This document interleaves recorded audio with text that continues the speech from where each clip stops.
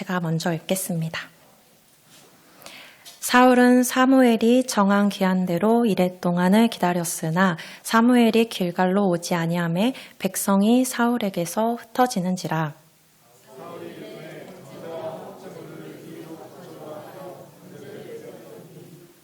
번제 드리기를 마치자 사무엘이 온지라. 사울이 나가 맞으며 문안하매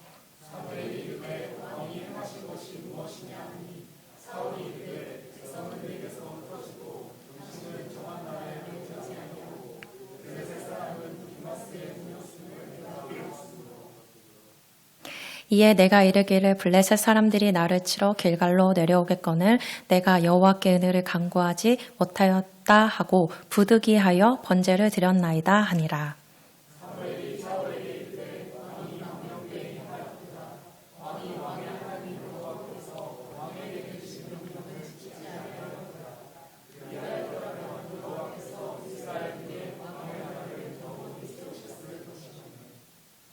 지금은 왕의 나라가 길지 못할 것이라. 여호와께서 왕에게 명령하신 바를 왕이 지키지 아니하였으므로 여호와께서 그의 마음에 맞는 사람을 구하여 여호와께서 그를 그의 백성의 지도자로 삼으셨느니라 하고 사무엘이 일어나 길갈에서 떠나 베냐민 기브아로 올라가니라. 사울이 자기와 함께한 백성의 수를 세어보니 600명 가량이라. 다 같이 기도하시겠습니다. 오늘도 함께 예배드릴 수 있도록 인도하여 주심에 참으로 감사드립니다. 말씀을 전하는 자나 듣는 자나 주의 사랑의 말씀을 더욱 깨닫길 원합니다. 부족하고 미련한 종을 주님 손에 맡기며 예수님의 이름으로 기도드렸습니다. 아멘. 네, 숨이 좀 차네요. 네, 언제 이 자리에 서도 항상 떨리고 두려운 것 같습니다. 네, 오늘 본문 사무엘상 13장의 말씀은 이스라엘의 첫 번째 왕 사울 왕에 관한 내용입니다. 이스라엘 사사 시대가 막을 내리고 왕정 시대가 새롭게 열린 것입니다. 그럼 성경에서 이야기하는 왕은 어떤 사람일까요? 사무엘서 이전의 성경들을 간략하게 살펴보면서 이스라엘의 왕의 개념에 대해 먼저 잠깐 알아보도록 하겠습니다. 우리는 지난주 창세기의 마지막 장 50장 말씀을 살펴보았습니다. 하나님을 인정하는 삶을 살았던 요셉이 마지막으로 남겼던 유언은 아브라함과 이삭과 야곱에게 약속하신 약속의 땅에 자신의 해골을 메고 올라가라는 것이었습니다. 그리고 요셉의 유언처럼 이스라엘 백성들은 요셉의 해골을 메고 홍해를 건넜고 후엔 요단강을 건너 약속의 땅 가나안 땅에 들어가게 됩니다. 이렇게 요셉의 유언을 끝으로 족장 시대는 마감되었고 광야 시대가 열리게 됩니다. 하나님께서는 광야에서 이스라엘 백성들을 훈련시키시며 율법을 주셨는데요. 그리고 하나님의 선택하신 자를 왕으로 세워주시겠다라는 약속도 함께 주십니다. 다 같이 신명기 17장 14절에서 20절을 함께 읽겠습니다. 내가 내 하나님 여호와께서 내게 주시는 땅에 이르러 그 땅을 차지하고 거주할 때에 만일 우리도 우리 주위의 모든 민족들 같이 우리 위에 왕을 세워야겠다는 생각이 나거든. 반드시 내 하나님 여호와께서 택하신 자를 내 위에 왕으로 세울 것이며 내 위에 왕을 세우려면 내 형제 중에서 한 사람을 할 것이요 내 형제 아닌 타국인을 내 위에 세우지 말 것이며 그는 병마를 많이 두지 말 것이요 병마를 많이 얻으려고 그 백성을 애굽으로 돌아가게 하지 말 것이니 이는 여호와께서 너희에게 이르시기를 너희가 이후에는 그 길로 다시 돌아가지 말 것이니라 하였음이며 그에게 아내를 많이 두어 그의 마음이 미혹되게 하지 말 것이며 자기를 위하여 은금을 많이 쌓지 말 것이니라. 그가 왕위에 오르거든 이 율법서의 등사본을 레위 사람 제사장 앞에서 책에 기록하여 평생에 자기 옆에 두고 읽어 그의 하나님 여호와를 경외하기를 배우며 이 율법의 모든 말과 이 규례를 지켜 행할 것이라. 그리하면 그의 마음이 그의 형제 위에 교만하지 아니하고 이 명령에서 떠나 좌로나 우로나 치우치지 아니하리니 이스라엘 중에서 그와 그의 자손이 왕위에 있는 날이 장구하리라. 네, 이렇게 하나님께서는 율법과 왕에 대한 약속을 이스라엘 백성에게 주셨는데도 불구하고 사사기에 나타난 이스라엘 백성들의 모습은 실망스럽기 그지없었습니다. 그들은 하나님의 율법을 철저히 파괴하였고 또 악을 저지르는 일에 주저하지 않았습니다. 하나님께서는 이스라엘 백성에게 선지자를 보내셔서 회개를 계속 촉구하셨지만 우상숭배와 죄악 등 행위를 그들은 멈추지 않았습니다. 결국 하나님께서는 이방 민족을 들어 사용하시며 이스라엘 백성들을 심판하셨고 이방 나라의 압제에 고통받던 이스라엘 백성들은 하나님께 구원을 간구하게 됩니다. 그때마다 하나님께서는 사사들을 보내주셔서 이스라엘을 이방 민족으로부터 구원시켜 주셨고 다시 평안을 얻도록 은혜와 자비도 베풀어 주셨습니다. 하지만 이스라엘 백성들의 불순종은 계속해서 반복되었고 자행하는 그 죄악은 뒤로 갈수록 더 잔인하고 더 참혹할 뿐이었습니다. 사사들도 하나님의 부르심을 받은 한낱 인간에 불과했기 때문에 이스라엘의 진정한 구원과 평화를 이루지는 못했습니다. 이처럼 사사기는 인간이 하나님의 율법과 또 약속을 받았는데도 불구하고 그것을 지키고 또 실행할 만한 능력이 전혀 없다라는 사실을 여과없이 드러내줍니다.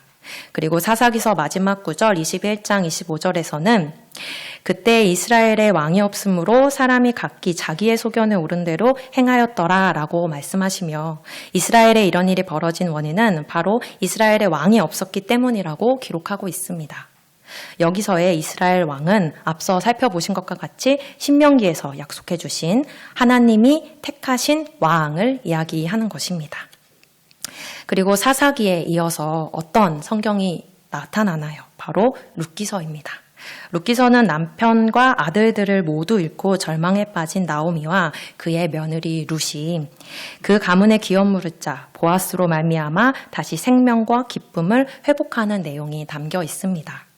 그리고 룻기서의 마지막은 다윗 왕의 계보로 끝마쳐지는데요. 룻과 보아스가 다윗 왕의 조상이 된 것이며 바로 하나님의 택하심을 받은 왕의 존재가 등장하기 시작한 것입니다.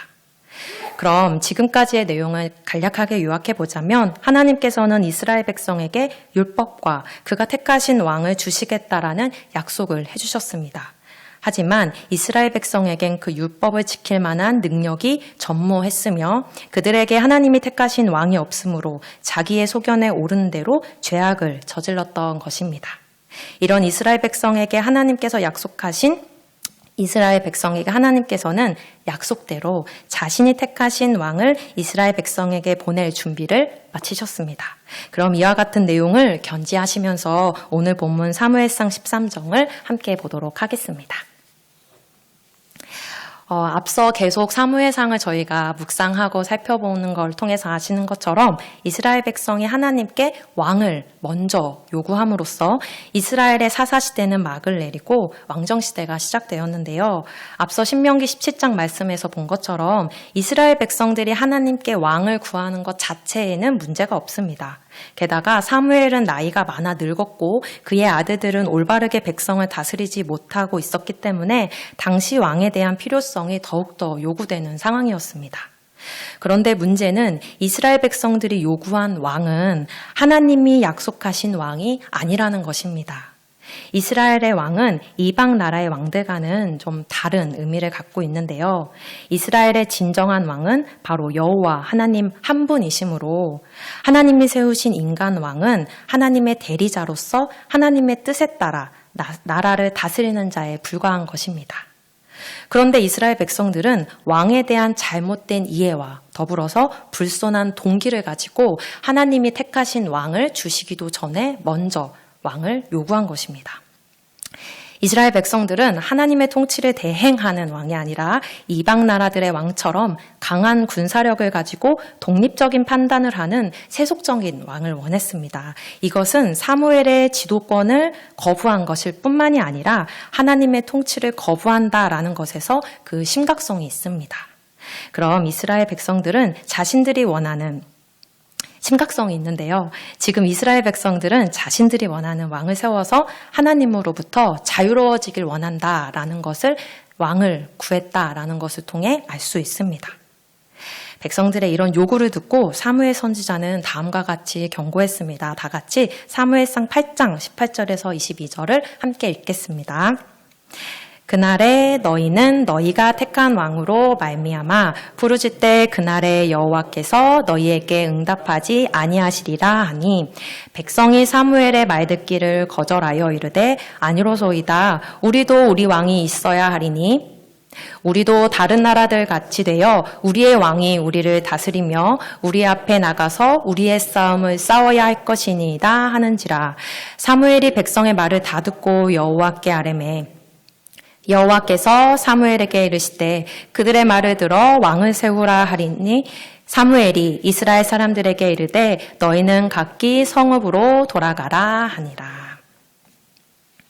그렇게 하나님이 주시는 왕이 아닌 자신들이 원하는 왕을 요구했던 이스라엘 백성들에게 하나님께서는 외모도 뛰어날 뿐만이 아니라 훌륭한 인격까지 갖춘 사울을 이스라엘의 첫 번째 왕으로 세워주셨습니다.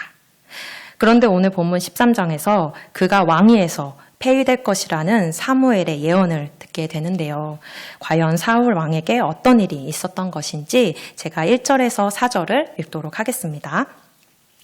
사울이 왕이 될 때에 40세라 그가 이스라엘을 다스린 지 2년에 이스라엘 사람 3,000명을 택하여 그 중에서 2,000명은 자기와 함께 믹마스와 베델산에 있게 하고 1,000명은 요나단과 함께 베냐민 기브아에 있게 하고 남은 백성은 각기 장막으로 보내니라.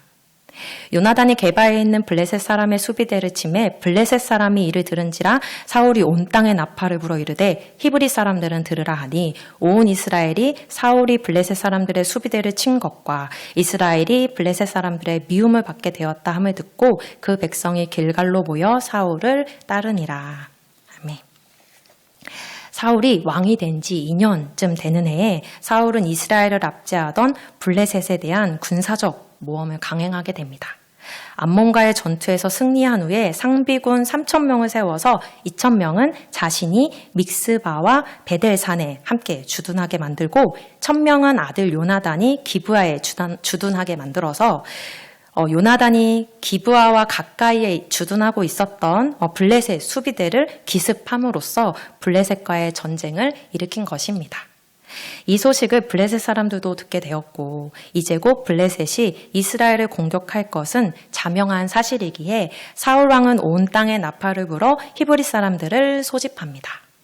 여기서 사울이 이스라엘 사람들이라고 하지 않고 히브리 사람이라고 말한 것은 히브리 사람은 이방 민족들이 이스라엘을 경멸할 때 부르는 표현으로 사용되었기 때문에 이렇게 이스라엘 백성들을 자극함으로써 군사들을 더 빠르게 또 응징력 있게 모으기 위한 사울 왕의 의도가 있었던 것으로 보입니다. 이렇게 이스라엘 백성들은 길갈에 모여서 사울을 따르게 되었는데요. 이어서 5절에서 7절 말씀을 제가 읽도록 하겠습니다. 블레셋 사람들이 이스라엘과 싸우려고 모였는데 병거가 30,000이요 마병이 6,000명이요 백성은 해변에 모래같이 많더라. 그들이 올라와 베다웬 동쪽 믹마스에 진침해 이스라엘 사람들의 미급함을 보고 절박하여 굴과 수풀과 바위 틈과 은밀한 곳과 웅덩이에 숨으며 제가 더 읽을게요. 어떤 히브리 사람들은 요단을 건너 갓과 길르앗 땅으로 가되 사울은 아직 길갈에 있고 그를 따른 모든 백성은 떨더라. 아멘. 그런데 전쟁에 나선 블레셋 군대의 규모가 보통이 아니었습니다. 블레셋에게는 무려 3만이나 되는 병거, 즉 말이 이끄는 전차가 있었는데요. 당시 이스라엘에게 병거는 다윗 시대에나 가야 구비할 수 있는 그런 무기였습니다. 게다가 마병, 즉 기동력이 매우 뛰어난 말을 타는 병사가 6,000명이나 있었고요. 해변의 모래알같이 그 수를 파악하기 어려울 정도로 많은 보병이 있었습니다. 이처럼 강력한 군사력을 가진 블레셋의 군대가 지금 이스라엘과 전면전을 치를 태세를 갖추고 있는 것입니다. 이 모습을 본 이스라엘 백성들이 얼마나 놀랐는지 굴과 수풀과 바위 틈과 은밀한 곳은 다 숨어들었고 웅덩이에도 숨었으며 심지어 요단강을 건너 갓과 길르앗 땅으로 도망치기까지 하였습니다. 그럼 이어서 다 같이 8절에서 12절을 함께 읽도록 하겠습니다. 사울은 사무엘이 정한 기한대로 이레 동안을 기다렸으나 사무엘이 길갈로 오지 아니하매 백성이 사울에게서 흩어지는지라.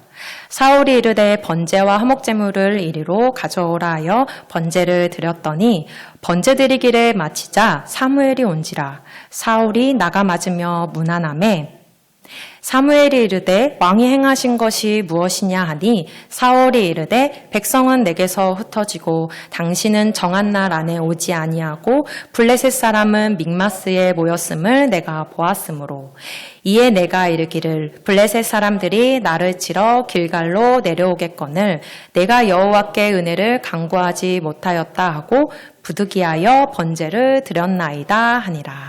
아멘. 사울 왕이 길갈에서 7일 동안 사무엘을 기다렸던 것은 사무엘상 10장 8절에서 나타난 것처럼 너는 나보다 앞서 길갈로 내려가라. 내가 내게로 내려가서 번제와 화목제물을 드리리니 내가 내게 가서 내게 행할 것을 가르칠 때까지 7일 동안 기다리라 라고 했던 사무엘의 명령 때문이었습니다. 사울 왕은 기름 부음을 받은 후 사무엘로부터 먼저 길갈로 가서 번제와 화목제를 준비하고 7일 동안 기다리라는 명령을 받았던 것입니다. 성경에서는 때때로 숫자를 사용해서 중요한 암시를 주기도 합니다. 이 7일을 기다리라라고 했던 여기서 이 7일도 마찬가지입니다. 성경에서 7이라는 숫자는 완전함을 의미합니다. 창세기에서도 7일은 하나님의 창조 사역이 완성된 시간으로서 하나님께서는 모든 일상생활을 멈추고 이날은 안식하라 라고 말씀하셨습니다. 이처럼 사울 왕에게도 7일 동안 사무엘 선지자를 기다리라 라고 명령하신 것은 사울 왕이 이방 나라의 왕들처럼 독단적으로 결정하지 않고 모든 일을 가만히 멈추고 선지자를 기다리면서 하나님의 뜻에 따라 결정할 수 있도록 하나님이 조치하신 것이라고 볼 수 있습니다. 그래서 사울 왕은 7일 동안 사무엘 선지자를 기다렸습니다. 그런데 7일이 다 되었는데도 사무엘 선지자가 오지 않자 백성들이 사울 왕을 떠나기 시작한 것입니다. 그러자 사울 왕의 마음이 조급해졌습니다. 게다가 번제를 드리기 위해서는 제물로 바쳐질 짐승을 죽이고 모든 몸을 조각내어서 완전히 태우는 모든 절차를 다 밟아야 했기 때문에 시간이 많이 소요된다라는 점도 사울의 마음을 조급하게 만드는 요인 중 하나였을 것입니다. 때문에 사울 왕은 사무엘의 명령을 어기고 자신이 직접 제사를 드리고 말았습니다. 그리고 제사가 끝나자 사무엘 선지자가 나타납니다. 그리고 사울 왕에게 왕이 행한 일이 무엇이냐라고 물었습니다. 그러자 사울 왕은 지금 블레셋과의 전쟁을 치러야 하는데 백성들은 흩어지고 사무엘 선지자 당신이 정한 날에 오지 않아 내가 어쩔 수 없이 하나님의 은혜를 간구하기 위해 제사를 드렸습니다. 라고 대답합니다. 하지만 사무엘 선지자가 정한 날 안에 오지 않아 자신이 제사를 드렸다라는 이 사울 왕의 대답은 사실이 아닙니다. 사실 사무엘 선지자는 7일째 되는 날 사울 왕에게 나타났기 때문에 7일이라는 정한 기한을 어기지 않았습니다. 그러므로 사무엘 선지자 당신이 정한 날에 오지 않았기 때문이라고 사울 왕이 말한 것은 무책임한 책임 전가이기도 하고 또 궁색한 변명에 지나지 않은 것입니다. 그런데 더 심각한 것은 이것입니다. 사울 왕은 부득이하게 어쩔 수 없이 하나님의 은혜를 구하기 위해 제사를 드렸다라고 대답했지만 이것도 사실이 아닙니다. 블레셋 군대에 비해 절대적 열세에 놓인 이스라엘은 하나님의 도우심만을 바랄 수밖에 없었습니다. 하나님의 도우심이 없다면 이스라엘의 패배는 불보듯 뻔한 것이었고 사울 왕의 정치 생명도 끝이 난 거나 다름없었습니다. 그래서 사울 왕은 이스라엘 백성들에게 제사 드리는 모습을 보여줌으로써 이스라엘 백성들의 사기를 복돋고 자신의 자리를 또 지켜내기 위해 제사를 드린 것입니다. 그렇다면 하나님을 위해서 하나님의 은혜를 구하기 위해서 제사를 드렸다라고 한 사울의 대답은 사실이 아니며 지금 사울 왕은 자신을 위해 제사를 더 정확하게는 하나님을 이용하는 심각한 죄를 짓고 있는 것입니다. 진정 하나님의 은혜를 구하려 했다면 이스라엘의 진정한 왕이신 하나님의 결정을 기다렸을 것입니다.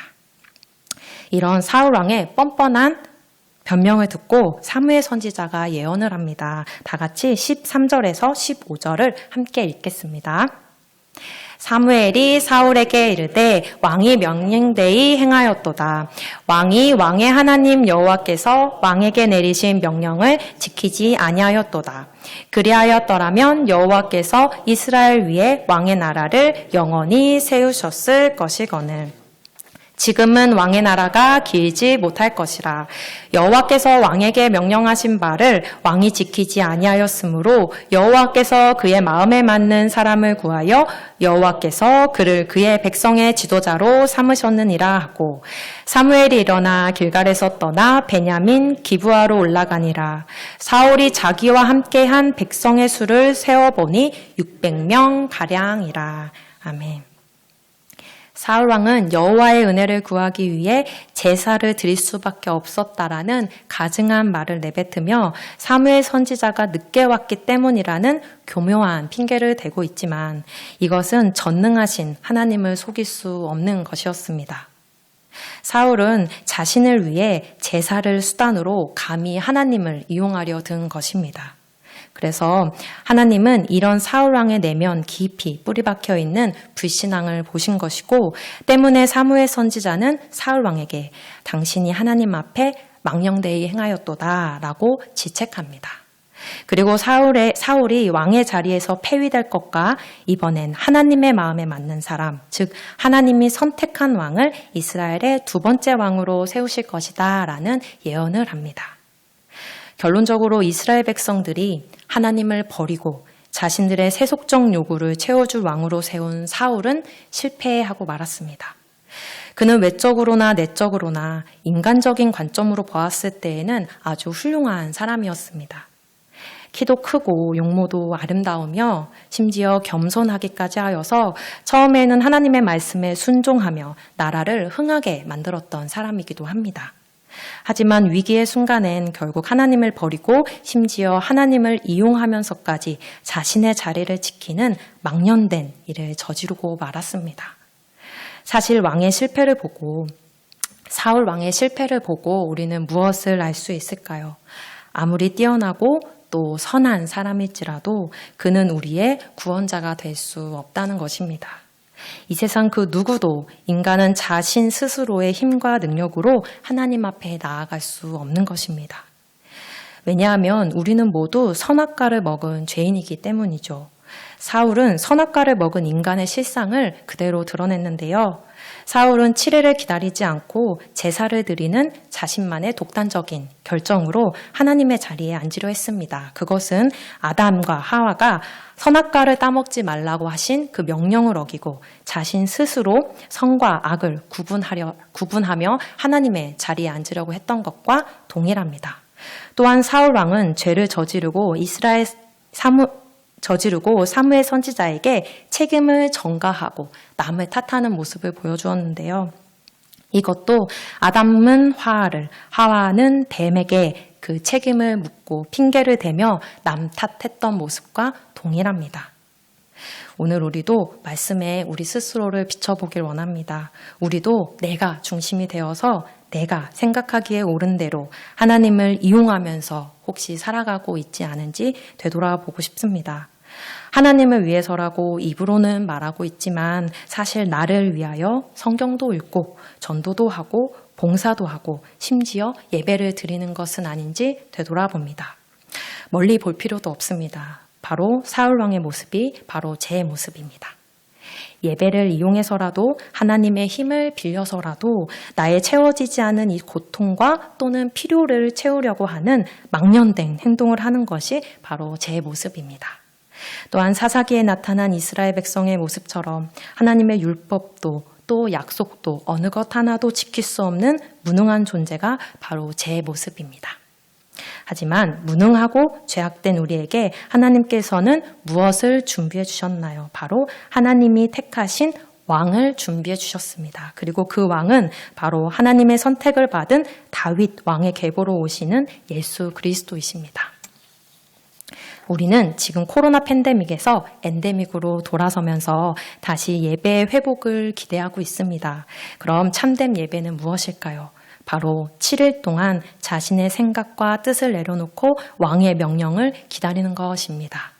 그리고 하나님이 택하신 왕은 바로 다윗 왕의 자손으로 오시는 예수 그리스도이십니다. 그분만이 약속의 땅으로 이 땅에 오셔서 모든 율법과 하나님의 약속을 지키시고 우리를 구원하신 분이시기 때문입니다. 다 같이 마태복음 16장 24절을 함께 읽겠습니다. 이에 예수께서 제자들에게 이르시되 누구든지 나를 따라오려거든 자기를 부인하고 자기 십자가를 지고 나를 따를 것이니라. 아멘.